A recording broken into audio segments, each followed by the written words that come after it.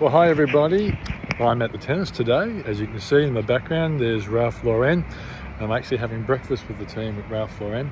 And that's because we're linked to Harper's Bazaar, which is a magazine, and companies like Ralph Lauren advertise in Harper's Bazaar.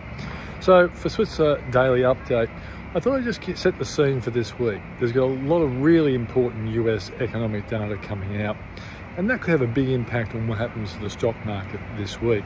At the moment, positivity remains, and that's helping our market as well. So is the fact that resources and energy stocks are still pretty popular. Also here in Australia, we get a CPI number this week and on Wednesday, and that's going to be really important as well to see what the Reserve Bank does with interest rates. What I find interesting is that Shane Oliver from AMP, he actually says that we could be close to the last interest rate rise. He thinks that the Reserve Bank could easily hold back in February. If not, if there's a 25 basis points increase, it could be the last, because he thinks the Reserve Bank has to be careful about driving us into recession by actually raising interest rates too quickly as they have already. So that's going to be a very interesting thing. In the Switzer report today, I talk about 12 companies, industrial companies, that really have a good outlook. UBS has cited them as being 12 very interesting investments.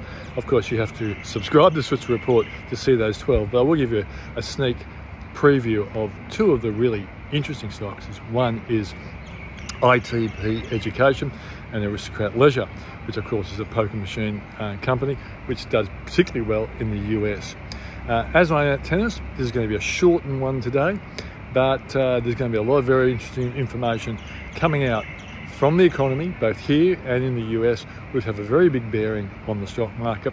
At this point in time, I do believe the stock market's going to do well over 2023, but you know what? The Australian market is up 15% since October 1. That's exactly what I didn't actually say 15%, but I did say that the December quarter was always going to be the rebound quarter for the stock market. Could be some profit taking in the early part of this year, because 15% gains is a really nice gain. But I think as the year goes on and inflation starts to come down and interest rates stop, that's when tech and industrial stocks will do really well. And that's why that story in the Switzer report is a really important one.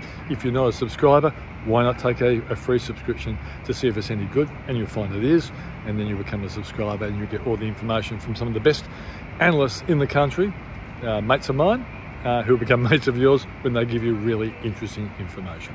Thanks for joining me. Talk to you tomorrow.